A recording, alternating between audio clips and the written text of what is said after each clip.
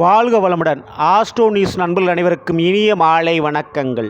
இன்றைய பதிவில் மேச ராசியில் பிறந்த நண்பர்களே, விரயச்சனி காலகட்டத்தில் கூட விபரீத ராஜயோகத்தை கொடுக்கப் போகின்ற 2 கிரகங்கள் யார் தடுத்தாலும் யார் கெடுத்தாலும் போன ஜென்ம பூர்வ புண்ணிய பலத்தால் இந்த பலனை நீங்கள் நிச்சயம் அனுபவிக்கப் போகின்றீர்கள். அதை கொடுக்கப் போவது ராகு கேதுகள்.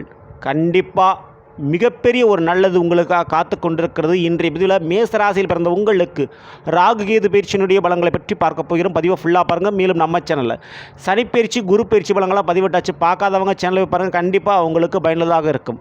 மறக்காமல் நம்ம சேனலை சப்ஸ்கிரைப் பண்ணிட்டு கூட தர பெல் ஐக்கான பிரஸ் பண்ணிட்டு ஆல் ஆப்ஷன் செலக்ட் பண்ணி வச்சுங்க. அவனை தான் நாங்கள் பதிவிடக்கூடிய அடுத்தடுத்த பதிவுகள் உங்களுக்கு உடனுக்குடன் நோட்டிஃபிகேஷனாக வந்து சேரும்.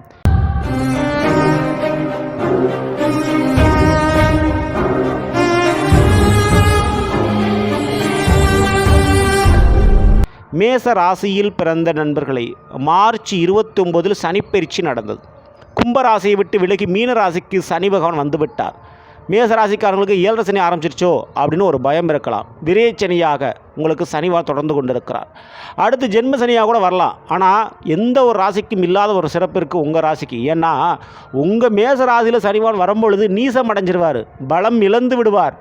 அப்போது சனிப்பெயர்ச்சியால் பெரிய அளவு பாதகம் அடையாத ஒரு ராசினா அது மேச ராசி தாங்க. சரிங்களா? சரி, இப்போது இந்த விரயச்சனி காலகட்டத்தில் செலவுகள் கொஞ்சம் அதிகரிக்கத்தான் செய்யும்.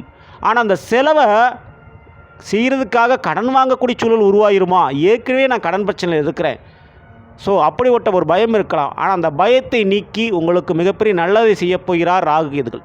ஆமாங்க, இப்போ 12ல் இருக்கக்கூடிய ராகு, மேலும் உங்களுடைய மேஷத்திற்கு 6ஆம் இட கன்னியில் இருக்கக்கூடிய கேது, 2 கிரகங்களும் மே மாதம் 18ஆம் தேதி பயிற்சி அடையப் போகிறாங்க.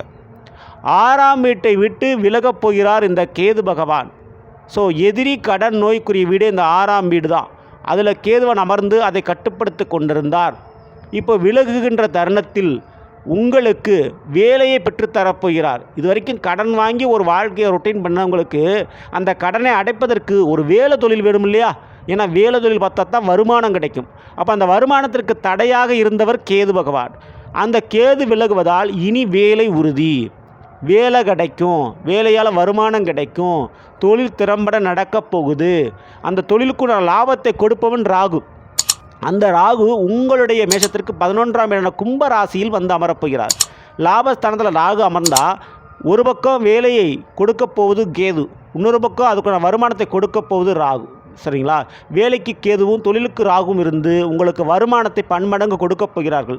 விரைய செலவுகள், அதுவும் தேவையுள்ள செலவுகளாக இருக்க போகுது. ஆமாங்க, வீண் வரட்டு கௌரவம் அல்லது தன்மானத்தை சீண்டிவிட்டு சொந்த வீடு கட்டுவது, சொந்த வீடு வாங்குவது போன்ற முயற்சியில் நீங்கள் இறங்க போகிறீங்க. அது தேவையுள்ள ஒரு முதலீடு தான். வெளிநாடு யோகம், அதேபோல் திடீர் திருமண பாக்கியங்கள் நடைபெறப் போகுது. ஸோ இதெல்லாமே உங்களோட வாழ்க்கையில் நடக்க வேண்டிய விஷயங்கள் தான். அதனால் அதை தாராளமாக நீங்கள் செய்யலாம். தேவையில்லாத மருத்துவ செலவுகள் வரலாம், காலில் அடிபடலாம், எதிர்பாராத பயணங்கள் வரலாம். இதிலெல்லாம் கொஞ்சம் கூடுதல் கவனத்தோடு இருந்துங்க. ஆனால் கூட பிறந்தவங்களால் ஏற்பட்ட பிரச்சனை குறையும். தேவையில்லாத காதல் சமாச்சாரம் இருந்தால் அது தீரும். அடங்காத உங்களை புரிந்து கொள்ளாத பிள்ளைகள் உங்களை புரிந்து கொள்வார்கள். அரசாங்க வழியில் இருக்கக்கூடிய பிரச்சனைகள் கண்டிப்பாக குறையும். மேலும் 5ஆம் இட சிம்மத்திற்கு வந்து அமரக்கூடிய கேதுவால் குலதெய்வ வழிபாடு, இஷ்ட தெய்வ வழிபாடு தவறாமல் பண்ணுங்கள். பெரிய அளவு நன்மை இருக்குது. பூர்வீக சொத்துக்களால் லாபம் உண்டு. வெளிநாடு சம்பந்தமான வேலை தொழிலால் அல்லது நண்பர்களால் ஒரு லாபங்கள் உண்டு. மேலும் மருத்துவத்துறை, நீதித்துறை, இந்த 2 துறையாலும் ஒரு லாபங்கள் உண்டு. 11ல் அமரக்கூடிய ராகு பல வழியில் பண லாபத்தை கொடுப்பார். உங்களுக்கு தொழிலில் மிகப்பெரியவர்களுக்கு ஒரு கமிஷனை கொடுக்கக்கூடியது இந்த ராகுவாக உங்களுக்கு இருக்க போகிறது. சரிங்களா? இந்த ஒரு நேரத்தில் கண்டிப்பாக மேச ராசிக்காரங்க ஒரு தவறாமல் ஒரு விஷயத்தை கடைபிடிச்சிக்குங்க. என்னென்னா, தேவையில்லாத தவறான பழக்க வழக்கத்தை குறைத்து கொள்வது அல்லது அதிலிருந்து விலகி வருவது நல்லது. தவறான நண்பர்களுடைய சேர்க்கையை தவிர்ப்பது உங்களுக்கு ரொம்ப ரொம்ப நல்லது. தேவையில்லாத கோர்ட்டு கேஸ் வழக்குகளில் நீங்கள் தொடுப்பதை தவிர்க்கிறது நல்லது. ஏன்னா உங்களுக்கு பிரச்சனைகள் முடியக்கூடிய தருணம் இது. சரிங்களா? வீண் தேவையில்லாத ஒரு வரட்டு கௌரவத்திற்காக செலவுகளை செய்து கொள்ளாதீர்கள். இதை மட்டும் நீங்கள் ஃபாலோ பண்ணால் போதும். மேச ராசிக்காரங்களுக்கு 11ல் வரக்கூடிய ராகு பணம் பொருளாதாரத்தை அள்ளி கொடுப்பார்.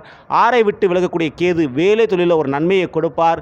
நிச்சயமாக விரயசனி 7 சனி நடந்தாலும் கடனில்லாத ஒரு வாழ்க்கையை நீங்கள் வாழ்வதற்கு உண்டான வருமானத்தை அந்த வேலை தொழில் வாயிலாக இந்த ராகு கேதுகள் உங்களுக்கு கொடுத்து பன்மடங்கு லாபத்தை கொடுக்கும். வாய்ப்பை பயன்படுத்திக்கங்க.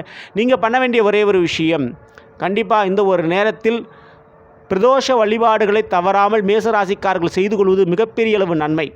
ஸோ பிரதோஷ வழிபாடை தவறாமல் நீங்கள் பண்ணிக்கோங்க.